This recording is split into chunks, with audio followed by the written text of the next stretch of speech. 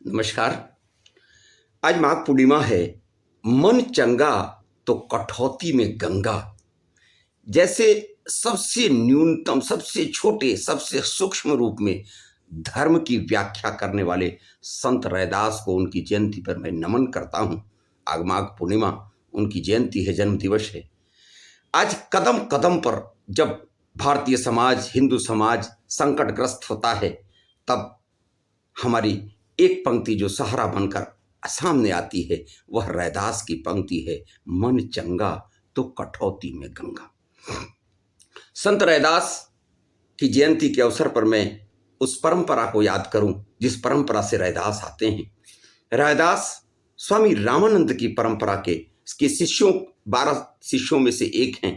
कहा जाता है कि रामानंद जो प्रयाग के आसपास जन्मे थे, उन्होंने राघवानंद से शिष्यता ग्रहण की और स्वामी रामानुजाचार्य की शिष्य परंपरा के राघवानंद और राघवानंद की शिष्य परंपरा में रामानंद ने भक्ति के सहज मार्ग का जो प्रचार और प्रसार संपूर्ण भारत में किया, वह आज भारतीय संस्कृति और सनातन संस्कृति को बचाने के लिए जो सक्षम साहित्यकार हैं, चाहे कबीर हों, सूर हों, कबीर हों, तुलसी हों, दादू हों, घन्ना हों, रैदास हों, सबों ने उसी रामानंद की शिष्य परंपरा में बहुत कुछ सीखा।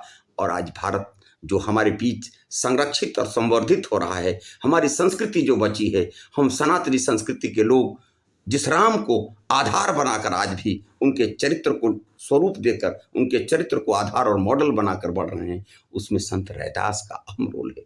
मैं उनकी चंद पंक्तियों से आपके सामने उनकी जयंती मनाना चाहता हूं। भक्ति का वो सहज मार्ग जिसको नानक ने अपने गुरु ग्रंथ साहिब में भी संकलित किया, वो कवि हैं संत रैदास। उनकी जयंती पर भक्ति के उस सहज मार्ग को, राम के उस सहज आराधना पद्धति को मैं जानना आपके सामने शेयर करना चाहता हूं। राम मैं पूजा कहाँ चढ़ाऊं, राम मैं पूजा कहाँ चढ़ाऊं, फल और फूल अनूप न पाऊं। ये फल और फूल हैं, सबों की उपमा हो चुके हैं, अब कोई अनूप नहीं बचा है। गाय का अगर दूध भी चढ़ाऊं तो थनहर दूध जो बछड़ा जुठारी। अगर दूध चढ़ाऊं तो दूध को बछड़े ने जूठा कर दिया है।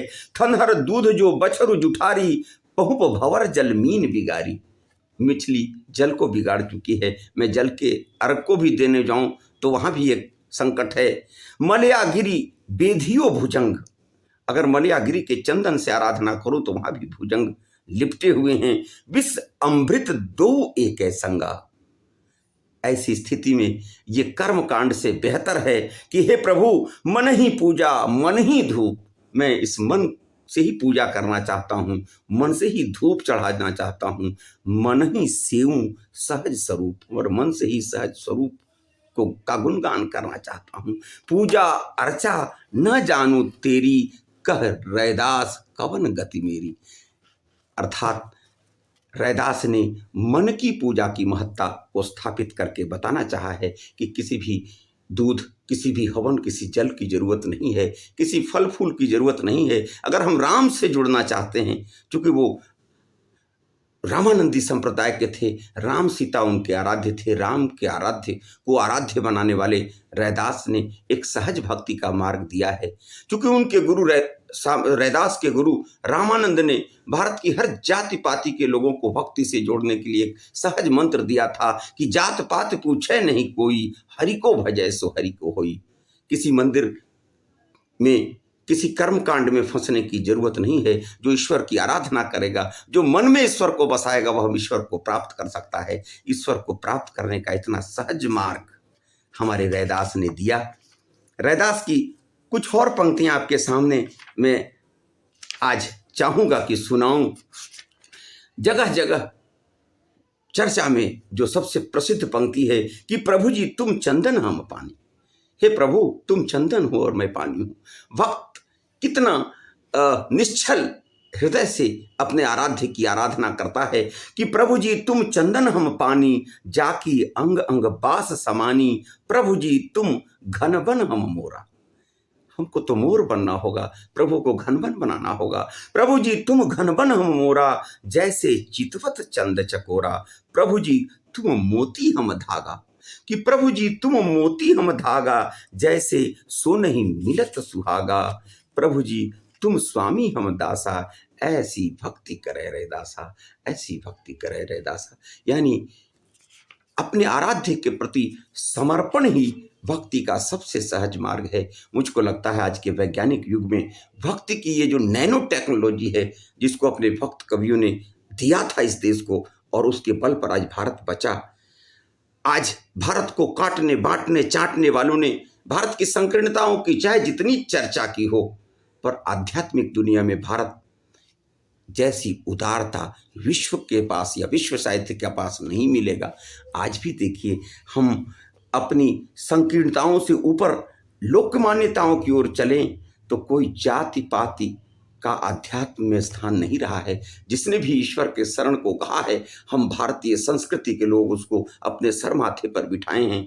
संत रैदास की ये पंक्तियां स्थापित करती हैं, और यह भी स्थापित करती हैं कि मीरा जैसी छत्राणी भी उस संत रैदास के चरणों में जाकर, उनके शिष्यत्व में जाकर अपने को तृप्त की, अपने को साक्षात ईश्वर में विलीन करा सकी। आज अपने देश अपने समाज को संत रैदास के उन पदों के साथ चलना होगा। जैसे संत रैदास ने कहा कि तू मोहि देखे तो मोहि देखूं, देख प्रीत परस्पर होई, तू मोहि देखे तो ही त देखूं, यह मति सब बुद्धि खोई। सब घट अंतर रमसि निरंतर, मैं देखन नहीं जाना, गुण सब तोर मोर सब अवगुण, गुण सब तोर मोर सब अवगुण, कृत उपकार न माना, मैं तैं तोरी मोरी असमझी। ये मेरा और तेरा ना समझी है। मैं तैं तोरी मोरी असमझी, सो कैसे करि निस्तारा, इससे कैसे मुक्ति मिलेगी। कहि रैदास कृष्ण करुणामय में, जय जय जगत आधारा। हे प्रभु, तुम्हारे जय के सिवा इस दुनिया का कोई आधार नहीं है। तेरा और मेरा में इस देश का, इस समाज का कल्याण नहीं है।